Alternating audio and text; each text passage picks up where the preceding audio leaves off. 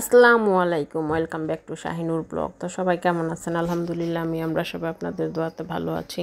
রমজান মাসে আসলে রোজা রাইখা তারপরে ডিউটি সামলায়া ব্লগিং করাটা একটু টাফ হয়ে যায়। তো ভিডিও তো করা হয় কিন্তু এডিটিংয়ের সময় পাই না।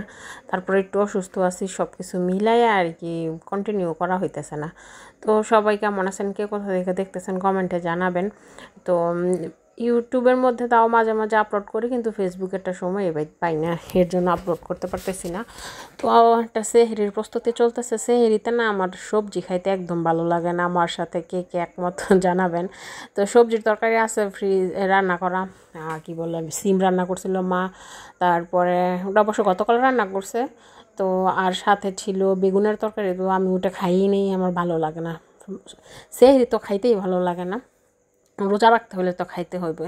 তারপরে নিয়ে নিলাম আজকের জন্য আর কি ডিম, সব থেকে পছন্দের আমার জীবনে আর কি। দুবাই আসার আগ পর্যন্ত ডিমই মনে হয় ফেভারেট খাবার ছিল। এই জায়গায় আসার পর থেকে একটু কম খাওয়া হয়, নাস্তা একটু বেশি খাই আর কি। তো সাথে তরকারি বাসি পান্তা ছিল, ওগুলো গরম করতেছি, আর ডিমের তরকারিটা এই জায়গায় রান্না করে নিতেছি।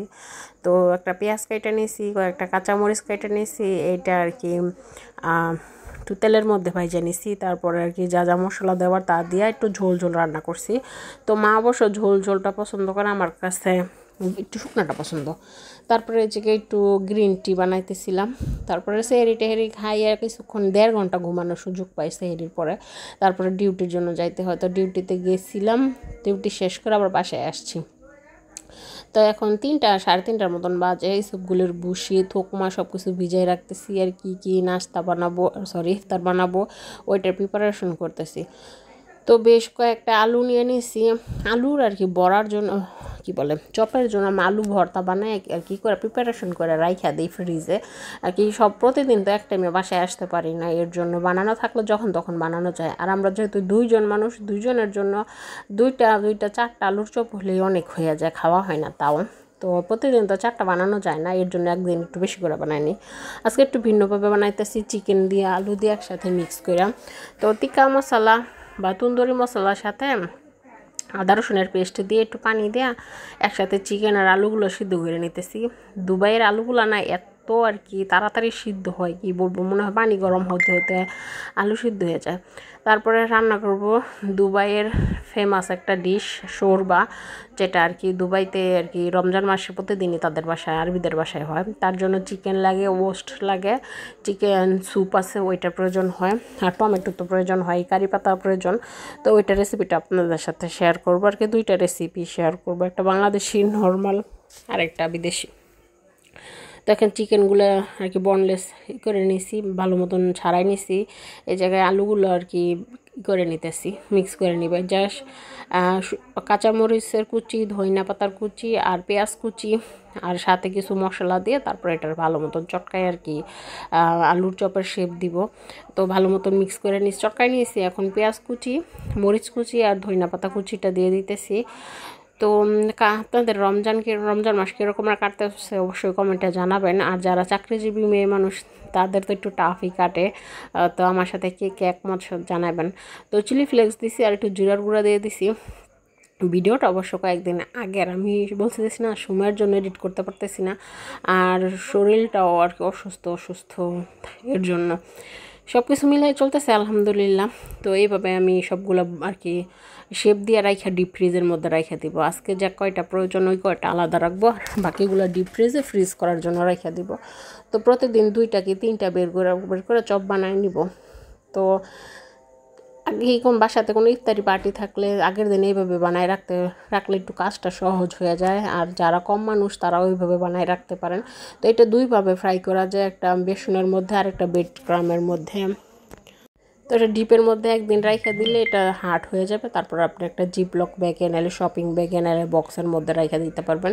তো এবার সরবার জন্য চিকেনগুলো বয়েল করে নিতেছি, সরবার জিনিসপত্রগুলো কাইটে নিতেছি। একটু টমেটোটা বেশি দিতে হয়, একটু টক বানাইতে হয় আর কি।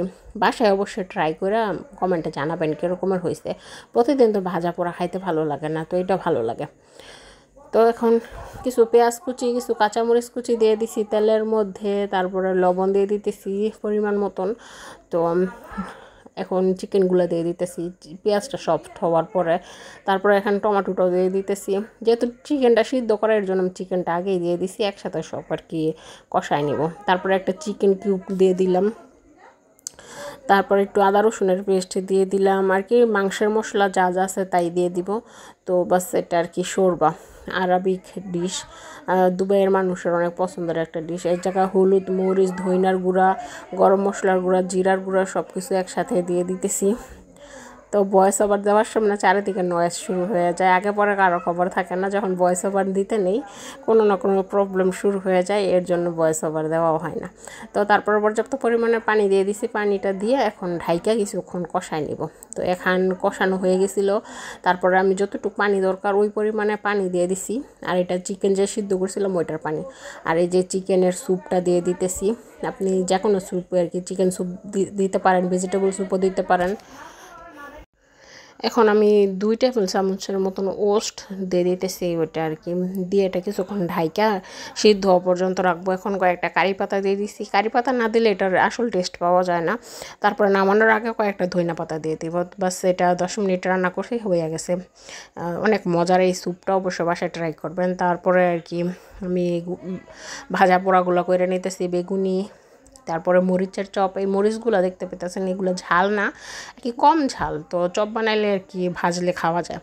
তো বেগুনিগুলো হয়ে গেছে, এইগুলোই আমরা আর কি 4টা 2টা 3টা এরকমের বানাই, তাও আমাদের মামের থাইকা যায় এরকম অবস্থা। আর সে ইফতারির পরে তেমন একটা খাওয়া হয় না, পানি শরবত টরবত খাইলে পেট তো এমনিতেই ফুল হয়ে যায়, আর খাওয়া হয়ই না। তো মরিচের পাকোড়াগুলো মা অনেক পছন্দ করে, তো অবশ্যই বানাবেন। মাঝখান দিয়ে বড় ধরনের মরিচ একটু চিরা দিয়ে নিতে হইব না, তো তেলের মধ্যে দিলে ব্লাস্ট হওয়ার চান্স থাকে। তারপরে আলুর চপগুলো আমি করে নিতেছি, যেহেতু আলুর চপটা পুরোপুরি আইস হয় না, যদি আইস হয়ে যায় না বড়াটা বানাইতে অনেক সুবিধা হয় আর কি, আলুগুলো ভাঙা যায় না। তো ভিডিওটা ভালো লাগলো অবশ্যই চ্যানেলটা সাবস্ক্রাইব করবেন, ফেসবুক পেজটা ফলো করবেন, একটা লাইক করবেন, আর কমেন্টে জানাবেন আমার ভিডিওগুলো কীরকমের লাগে আর কি। এখন সময় স্বল্পতার জন্য হইতেছি না, ডিউটি যদি নিয়মিত করি তো ব্লগিং হয় না, ব্লগিং করতে চাইলে ডিউটি করা যাবে না, আর ইউটিউব থেকে তো এখন তেমন কিছুই হইতেছে না আমার, তো এর জন্য ডিউটিটা মাস্ট করতে হবেই। আর ইউটিউব বা কন্টেন্ট ক্রিয়েটার যেটাই বলেন আপনারা পার্ট টাইম হিসাবে রাখলে বেশি সুবিধা হয়, যারা নতুন আর কি তাদের জন্য একটা আর কি, কারণ সাথে সাথেই তোর সফলতা পাওয়া যায় না, অনেক সময় লাগে। তো কেউ কেউ দেখা যায় 1 বছর 6 মাসের মধ্যে ভালো জায়গা ক্রিয়েট করে ফেলাইছে, আবার কেউ কেউ আমাদের মতন হইলে তো অনেক দিন সময় চলে যায়। তো আমরা চলতেছি আলহামদুলিল্লাহ, মোটামুটি আপনাদের দোয়াতে ভালোই চলতেছে। তো এখন আমি পেঁয়াজগুলো ভাজে নিতেছি, পেঁয়াজগুলো এই জায়গায় খেসারির ডাল আর মসুরির ডাল একসাথে মিক্স করে তারপরে আর কি বানাই নিতেছি। তো এই তো আমাদের ইফতার এখন হয়ে গেছে। এই যে আলুর চপগুলো দেখতেন কত সুন্দর লাগতেছে, ইয়ামি লাগতেছে দেখেই। তো আমি অবশ্যই এটার জন্য চাটনি বানিয়ে নিয়েছিলাম, তেঁতুলের চাটনি আর ধনিয়া পাতার চাটনি।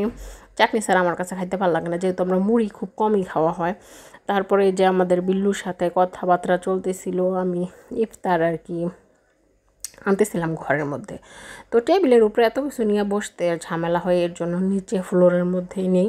তো খেজুর ছিল, পেঁয়াজও ছিল, আলুর চপ, বেগুনি, তারপরে আরও কী জানি ছিল ভুলে গেছি, যেহেতু ভিডিওটা 2-1 দিনের আগে। আর চিকেন নাগেটস ফ্রাই করছিলাম, ওইটা বিড়ালের জন্য। তো আজকে এই পর্যন্ত, আল্লাহ।